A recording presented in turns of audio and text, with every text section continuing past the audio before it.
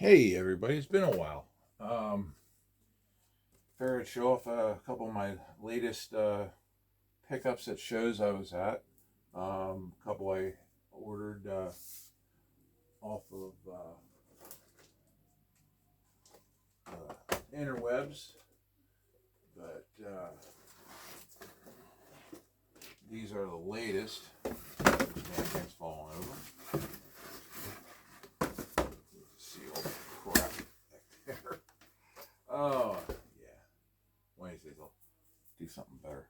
All right, so picked this one up back in October. Show up at Quakertown. It's a Peugeot, the 9x8 hypercar. That's a number 94.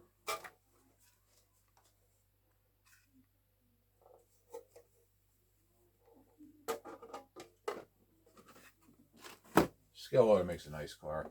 And then I also got the team car to go with it. Number 93. It's in a Battleship gray and black color. I was kind of torn on this, whether I was going to wait for the other. There's another version of this coming out. It's a little bit more colorful, but I figured, hell with it, I'll just go for these for at the time. And then I also picked up the Acura. And this is a slotted. This is from 2022. Pink, blue, and white. Not a bad looking car either. Number 60. And then show I was just at in Palmer, PA. I picked up these. Let's see if I can get them open.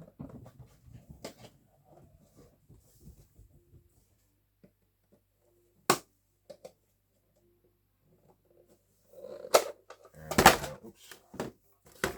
And of course that's a Fly. And that's the 908 from Le Mans in 73, the Toblerone.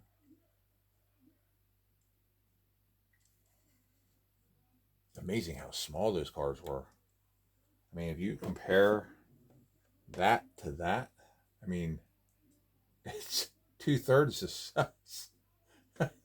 it's it's like a comparing a 43rd scale to a 32nd scale. I mean, that is small. And these guys would bolt into these things and do 200 mile an hour. You got to have balls of steel to do that kind of stuff. So, and then I also picked this one up as well. This is a Ford Daytona prototype.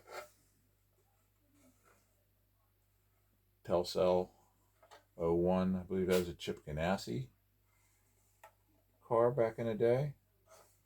I always liked these, the early Daytona prototypes. You know, most people hated them. They said they were ugly. I thought they were all right. They were a little, proportions were a little odd, but I mean, other than that, and then NSR, I got the Lola, LOLA Lola. That's the number 12 car. There is a team car, number 14. I just opted to get the one for now.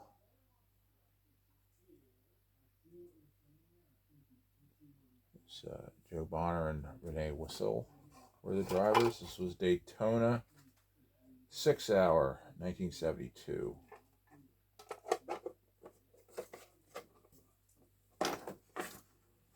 And then I also picked these three up.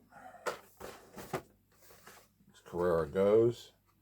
That's the Russell Mercedes. The Hamilton Ferrari. And Max Red Bull. And with a little modification, these run extremely well on Scalextric's 1/32 scale track. What I found is I just have to trim a little bit of length off the guide, and these things will go like hell on the track. All right, now these ones I ordered online. I missed these when they were out originally, a couple months back.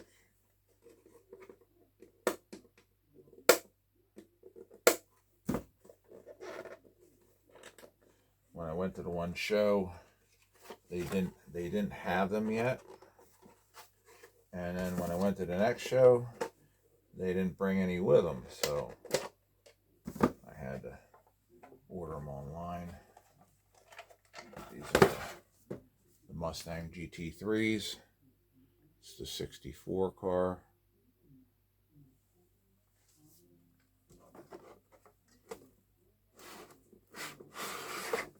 And there's the 88 car. Black and gold. I don't know, black and gold always looks good on a race car. Hence the reason why there's so many John Player Special car models out. It's kind of like the light blue and orange golf cars. They're everywhere because of a reason. People love the look of them. I'm going to pause the video. I'm going to show you some of the latest stuff I've gotten done to my track, and be right back.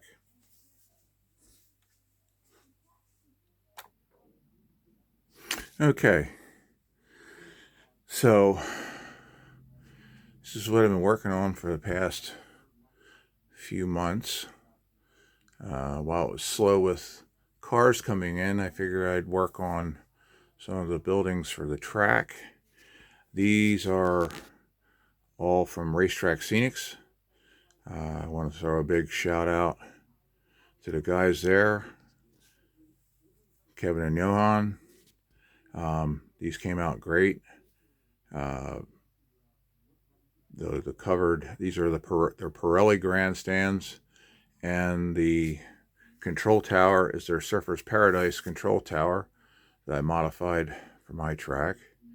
I gotta see, as you can tell by the grandstands, it's a sellout crowd. See if I can zoom in a little bit on some of the stuff. So, people on top doing spotting, people inside hard at work on race control, grandstands packed to capacities. So what I did was, as you can see, I have in the corners of my track, I have the big billboards. I have a Sunoco, a Shell, over here is a Gulf, and then I have a Texaco. So I have matching grandstands for Shell, Gulf, and then I also decided to do the four bigger tire companies. So there's a Pirelli grandstand, a Goodyear grandstand, and if we work our way across, try not to make everybody sick to their stomachs by going too fast with the pan. Firestone, Texaco, Michelin, and Sunoco. So, and these came out really, really well. They're easy kits to put together, so I hope if anybody's interested, don't be intimidated thinking that you can't do them, because they are not that hard to do. One suggestion is, and this came from Kevin, because when these are laser cut, because this is a real thin MDF, and when they laser cut them, it kind of sears the edges closed, and it makes it kind of tough for paint to want to bond. So I would suggest that you sand all the edges that are going to be exposed that you want to paint, so the paint will actually take, and use at least 1 or 2 coats of primer, and then whatever finish that you're going to put over it. Now I have found that the satin finishes seem to cover a lot better than gloss finishes do, for whatever reason. I don't know why. So you may want to go that route. I don't really think you need high hard gloss, but it's kind of hard to find the satin colors in all the different colors. So you may be forced to have to use high gloss colors in certain circumstances because that's all that's available. But I also have, I'll try and pan down here without making you, again, sick to your stomach. There we go. There's my flag stand. So I got my corner marshals are out. The figures are all the Carrera figures. They're a bit pricey, especially if you're buying a lot of them like I just did.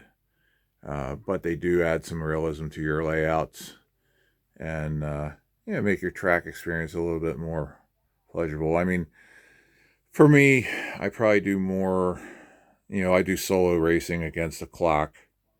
My best buddy Dean, he passed away. It's going to be 5 years ago already, within a couple of days. And so pretty much I just race against the clock or myself, and my wife, if she wants to come down and race, she does every once in a while. And we'll cycle the cars around the track a little bit. But for the most part, I just basically do time trial racing. The track itself, if you haven't seen it in previous videos, this is pretty much a scale quarter-mile road course for the 1/32 scale stuff. It's about 41 feet long. So I believe it's 11 turns. 1, 2, 3, 4, 5, 6, 7, 8, 9, 10. Yeah, 11 turn course. And it's a symmetrical course. I don't know if it's my OCD or what, but I love symmetry. So basically, if you took this track right down the middle and flipped it over, it's a mirror image. Maybe it's not the most challenging track in the world for people, but I like it.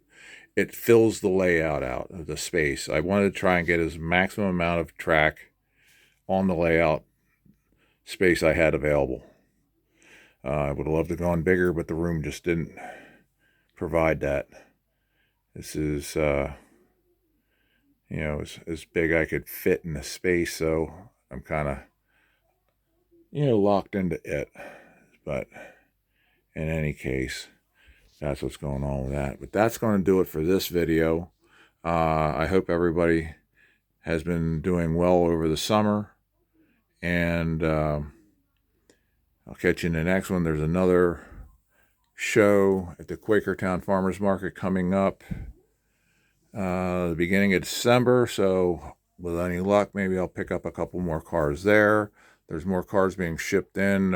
I should have a delivery of 2 more cars coming tomorrow that were pre-ordered that finally came in. I guess with the tariffs, things are kind of slow coming in and out, and they're being a little bit cautious with what's going on because they don't want to jack the prices up so high that people just decide to quit buying. All I can tell you is that, buy what you like. If it costs you a little bit more, maybe you buy a car or 2 less than you would have normally, but at least stay in the hobby. We got to try to keep these companies going so that they continue to provide us with great product, because the quality of these slack cars is unbelievable compared to what I started out playing with back in the 70s with AFX, G Plus, Tyco 440 cars. And of course they're a smaller scale, so the detail isn't quite as great, but the amount of stuff that's available, and then this is an analog track. If you wanted to go full digital, and that may be an option I do in the future, being that I do race by myself, because then I could race against a ghost car. I can always upgrade this track to run digital. know, most of my cars aren't digital, so that would be a little bit of a problem. I'd have to upgrade the chips and stuff like that, you know, or put chips in, whatever. But anyway, that's going to do it for this one. I hope you guys are all doing well, and keep collecting, keep racing, and catch you in the next one. Have fun, boys.